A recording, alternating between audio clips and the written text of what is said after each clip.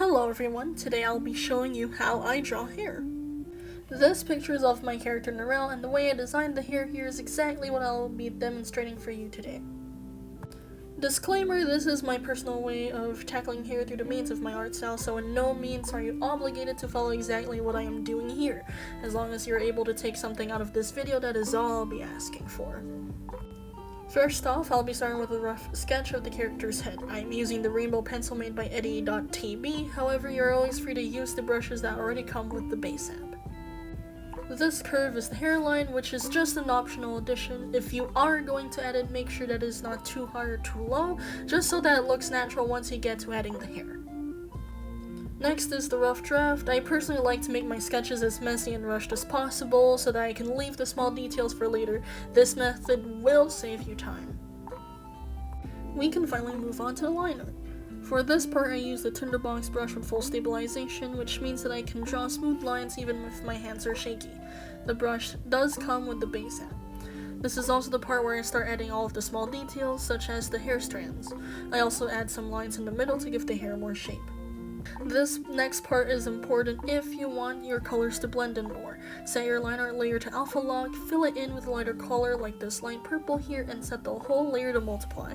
Doing this will ensure a softer look. If you'd rather line the sketch in a color immediately, that's fine too. I only start off with black just so I can see the lines better.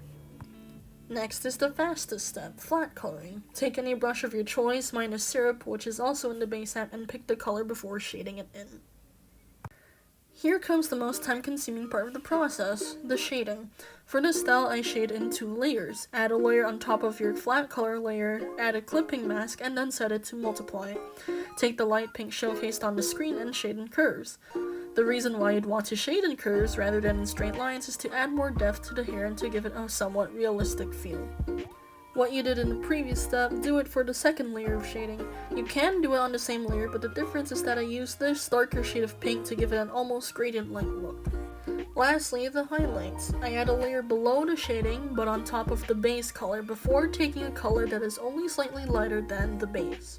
I shade in curves, but instead of the curves going outwards, these curves go inwards.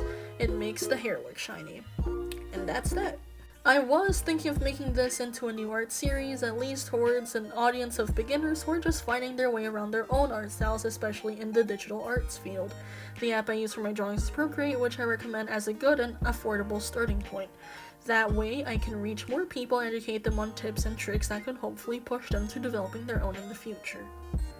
If you guys have any suggestions for me, such as what tutorial to make next, if I should continue adding these voiceovers as it is my first time doing this, or if I should add more speed paints and time lapses, please add them in the comments below, that would help me lots. As always, like and subscribe for more digital art content. That's all for today, thanks for watching, bye!